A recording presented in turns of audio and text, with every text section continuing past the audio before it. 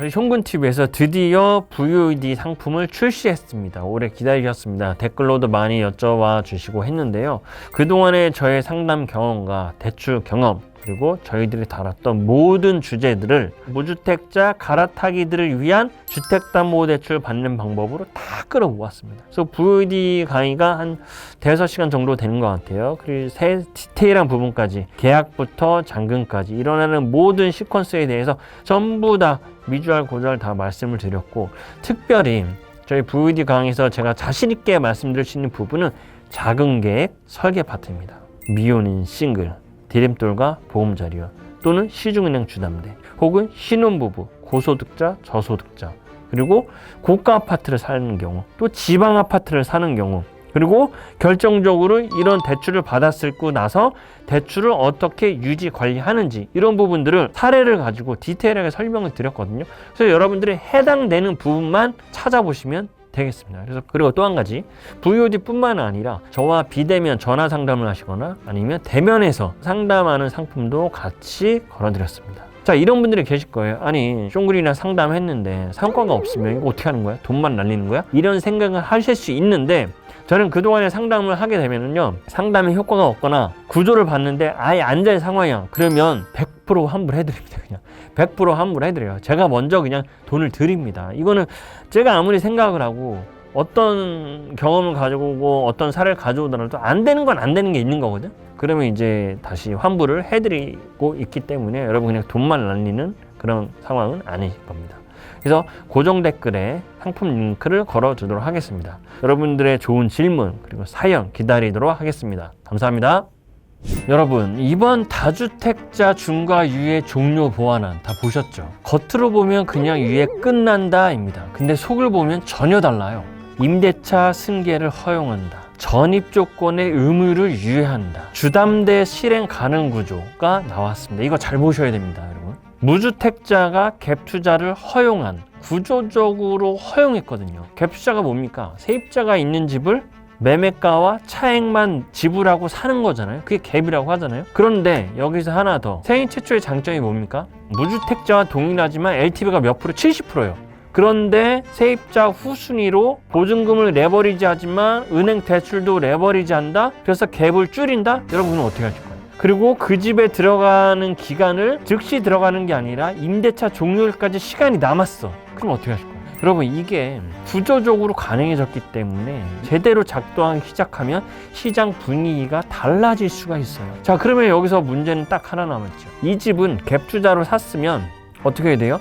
예전 같았으면 다시 전세 돌리고 월세 돌리고 해도 되지만 이제는 어떻게 해야 돼? 무조건 입주해야 돼. 문제는 하나 남았습니다. 전세자금 퇴거 대출. 이거 어떻게 해야 될까요?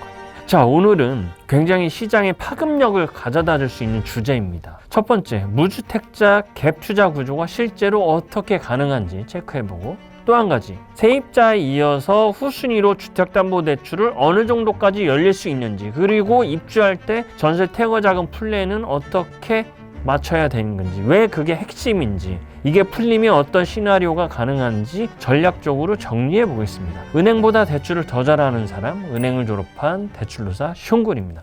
자, 여러분, 부동산은 제 경험상 두 가지만 제대로 마스터하고 이해하고 파악할 수 있으면 됩니다. 첫 번째, 세금. 두 번째, 대출입니다. 부동산은 세금 제도와 대출 제도 안에서, 넓게 보면 금융제도 안에서 움직이거든요. 부동산은 취득할 때, 보유할 때, 양도할 때 세금이죠. 그리고 부동산을 취득할 때 대출 대부분 다 받아요. 규제 때문에 많이 못 받지만 대출 받는다고. 그래서 취득과 양도까지 세금 규제와 대출 규제가 계속 변합니다. 정권에 의해서 계속 변하기 때문에 우리는 부동산을 보유하고 있으면 이렇게 밝아질 수밖에 없어. 통틀어서 경제 지식이 쌓이죠. 자, 이번 정부는 부동산을 컨트롤함에 있어서 특정 그룹을 타겟팅하고 프레임을 짰죠. 그게 뭐예요? 다주택자, 주택을 필요 이상 실거주하는 아파트 한 채, 두 채 이상 가지고 있는 그룹에 대해서 실거주할 집만 갖고 나머지는 파세요, 정리하세요, 이런 이제 맥락에서 계속 규제가 나오잖아요. 그래서 세금은 지지난 정권부터 다주택자 중과 완화 방안이 시행이 됐고 종료고 앞두고 있었는데, 이번 정부는 세금 규제를 완화가 아니라 강화했지만 한시적으로 완화해줬어. 그래서 짧게 보면 세금 규제는 완화 스탠스예요. 그죠? 그런데 대출 규제는 어떠냐? 강화 일변도. 그죠? 대출 규제 지난 6월, 9월, 10월 달에 2억, 4억, 6억으로 제한시켜놓고 지금 나오는 대출 규제는 뭡니까? 타겟팅이 어디예요? 아파트를 여러 채 소유한 다주택자가 임대사업자 대출을 받은 것에 대해서 문제 제기를 하고 있잖아요. 어떻게 한다? 연장을 안 해준다. 그래서 지금 세금 규제는 한시적 완화, 대출 규제는 강화. 여러분 이거 잘 읽으셔야 돼요. 부동산이 지금 이렇게 돌아가고 있거든요. 우리나라 부동산 시장이 현 시점에서. 그래서 오늘 말씀드릴 얘기는 두 가지입니다. 다주택자에 대한 양도세 중과 완화가 어떻게 종료가 됐고 앞으로 어떻게 될 것인지, 이 사이에서 어떤 틈새가 있는지 한번 먼저 살펴보겠습니다. 지난 2월 12일 날 여러분 보도자료가 나왔습니다. 관계부처 합동 다주택자 양도소득세 중과 유예 종료 및 보완 추진. 현재는 다주택자 양도소득세 중과 제도가 어떻게 강화가 되냐면 1세대 2주택자는 20%가 중과가 되고 3주택 이상인 자는 30%가 중과가 돼서 뭐 양도세가 70%, 80%가 나온다 이렇게 보도자료가 나오잖아요. 한시적으로 중과 유예 조치를 발표했습니다. 그렇죠? 자, 그러면 다주택자들이 여러 지역의 주택을 소유하고 계실 거잖아요. 근데 어느 지역에 소유하고 있냐에 따라서 제도가 다르게 적용이 되는데, 첫 번째, 기존 조정 대상 지역이 어디냐? 요 지도에 보시면 투기과열지구 조정 대상 지역 새로 지정한 요 녹색 부분이 용산, 서초, 강남, 소파가 기존 조정 대상 지역이에요.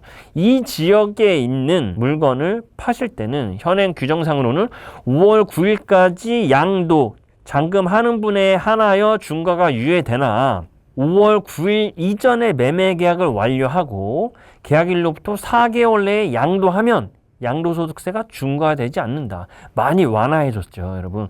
그리고 신규 지정된 규제 지역이 어디입니까? 빨간색 부분입니다. 대부분 서울 전역과 경기도에서 일부 요 16개 권역, 여기죠? 경기도에서 부천, 시흥, 안양 중에서도 만안군 아니고 군포, 이런 수원에서는 또 권선도 아니고 용인에서는 기흥도 아니고 이런 지역은 뺀 나머지 지역, 이 빨간색 지역이 새롭게 지정된 규제 지역이거든요. 이 지역은 똑같습니다. 5월 9일까지 매매 계약을 체결하고 계약일로부터 6개월 이내에 양도, 잔금 받으라. 최장 11월 9일까지 잔금 받으라. 그럼 양도세가 중과되지 않는다 돼 있죠. 자, 그런데 요 지도에서 요 모든 지역은 토지거래 허가 구역이거든요. 그래서 매수하시는 분은 허가를 득한 날로부터 4개월 이내에 입주를 해야 돼요. 그게 룰이야. 그리고 새롭게 지정된 규제 지역은 6개월 이내만 입주하면 됩니다. 추가로 2개월의 여유기간을 준 거죠. 양도, 잔금 일정에 맞춰서 입주해라 이 얘기예요. 여기까지가 이제 기존의 보도자료에 나왔던 내용인데 추가됐습니다. 이게 중요합니다. 여러분 잘 보세요.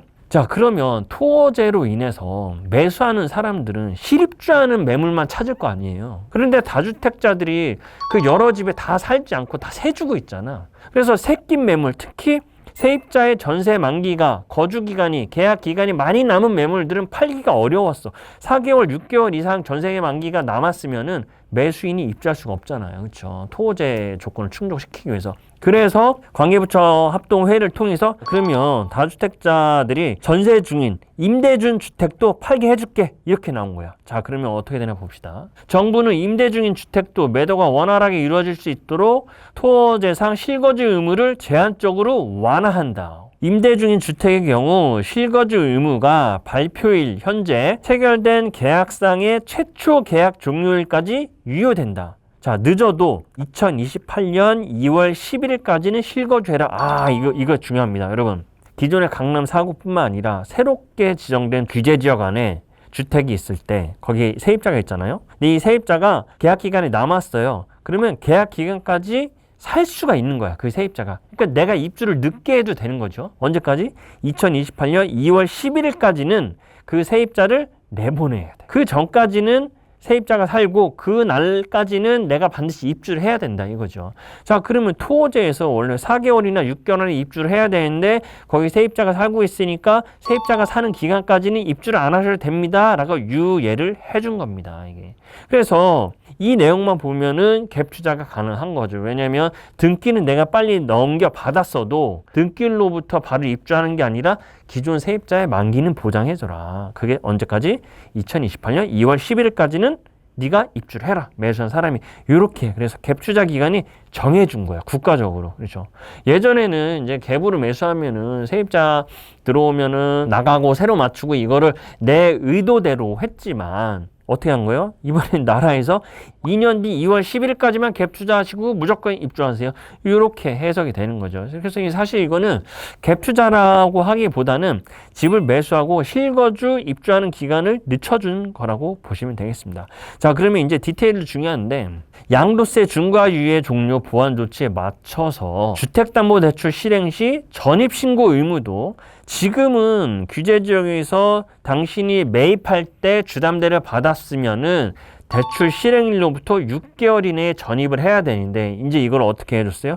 유예해줬어. 임대차 계약 종료일로부터 1개월 중 더 늦은 시점까지 유예한다. 자, 이거 되게 중요한 건데 잘 보세요. 부동산은 세금과 대출이 있다고 그랬잖아요. 토지에도 세금이라고 봅시다. 지금 다주택자 중과세 완화 방안이 입주를 늦게 해도 되는 거잖아. 근데 이 매수하는 무주택자가 주담대도 받을 수 있단 말이에요. 그랬을 때 대출 규제에서는 규제 지역에 집 살 때 대출 받으면 6개월 안에 전입을 해야 되는데 이게 꼬이니까 이것도 맞춰준 거예요. 언제까지? 주담대 실행일로부터 다음 임차인이 나갈 때까지 전입을 안 해도 됩니다 라고 유예를 해준 겁니다. 그래서 통상적으로 이렇게 현장에서는 이렇게 보면 됩니다. 그 집에 세입자가 살고 있어? 그럼 만기가 내년 3월이야? 그럼 내년 4월까지는 난 입주만 하면 되겠네. 이렇게 해석하면 되겠습니다. 자, 그러면 여기서 이제 중요한 부분들이 많이 나오는데 매수하는 사람의 실거주 의무나 주담대 전입신고 의무 유예는 어떤 사람만 해당이 돼요? 다주택자가 보유한 주택을 무주택자에게 매도하는 경우에만 한정되는 거야. 그러면 입주를 언제까지? 그 세입자의 전세 만기까지 늦춰준다. 이렇게 좀 정리가 되겠습니다. 그래서 이게 다주택자 양도세 중과 유예 방안 이제 전체적인 골격인데요. 여기서 제가 보는 대출 전략은 이렇습니다. 마지막에 페이지에 나오는데 주택담보대출 전입 의무 유예 방안이잖아요. 자, 생각을 해봅시다, 여러분. 10억짜리 매물이 있어. 거기에 4억의 전세가 들어가 있습니다. 그럼 지금 같으면 4억 세입자를 내보내고 내가 입주를 해야 되는데 지금 어떻게 돼 있어? 그 4억짜리 세입자가 임대차 계약의 만료일까지 거주를 보장하고 그 전에 내가 갭으로 6억으로 그 집을 등기를 치고 바로 입주 안 하고 세입자가 나가는 날로부터 한 달까지만 입주하면 되는 거예요.